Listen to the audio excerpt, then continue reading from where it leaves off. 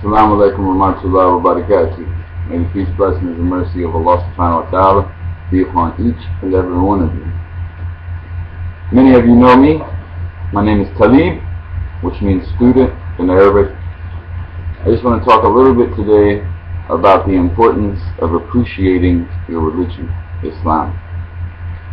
What I've noticed as a pattern in Islam since I came to the deen is that a lot of born Muslims, they don't appreciate Islam as much as the reverts do. And Allah knows best, but the biggest reason I see for that is that, as reverts, we come from a lifestyle that is, kufr. We come from a lifestyle that is disbelief. We don't have the beauty of Islam. And a lot of born Muslims, it's really more, Islam is more of a cultural thing. It's not as much deen. It's more of a cultural thing that they grow up in, that they're forced to take part in. So they don't fully appreciate the value of Islam because they don't know what it's like to live a life of kufr. They don't know what it's like to live around disbelief. They're from a very early age, they're subjected to this beautiful religion. And I feel bad a lot of times for my brothers and sisters because as a Muslim, I want to see everybody get the full blessing of Islam. I want to see everybody get the full impact of Islam in their life. And unfortunately, if we don't appreciate this beautiful religion, we'll never appreciate the ways of Islam. The fact that obedience to Allah subhanahu wa ta'ala, it grows us in rank, it raises us in rank, it raises us in understanding. And, when we're praying and we're just praying to get it out of the way, we're not getting the full benefit of this gift.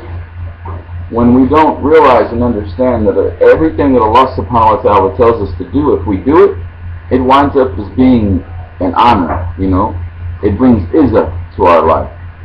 Everything that He tells us not to do, if we do it, it brings disease to our life.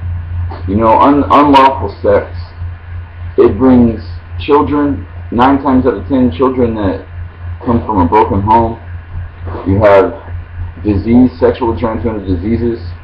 All kinds of things happen unlawful with adultery. Alcohol, drugs, same thing, diseases.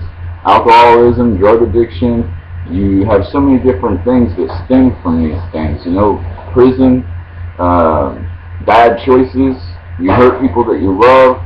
You do things and you say things that you wouldn't have normally done. Being disrespectful. Allah subhanahu wa ta'ala says the character. Pay attention to your character. It's one of the heaviest things on the Day of Judgment is how you treat others, the manners that you have. And when you have bad manners, when you're not polite and when you don't treat people fairly, it causes people to dislike you. It causes people to turn away from you. And if you're a Muslim and you're saying I'm a Muslim and you have bad manners, you have bad character, then you're not only turning people away from you, you're turning people away from Islam.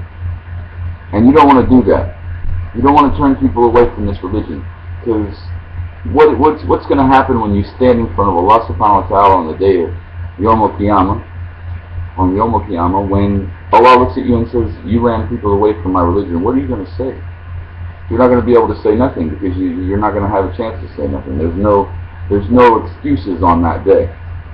But Allah is most forgiving, He's most merciful. It's never too late, It's never too late to take your time and utilize it properly. It's never too late to take your time and seek out deen, seek out ilm, seek out the remembrance of Allah subhanahu wa ta'ala. Constantly remember Allah.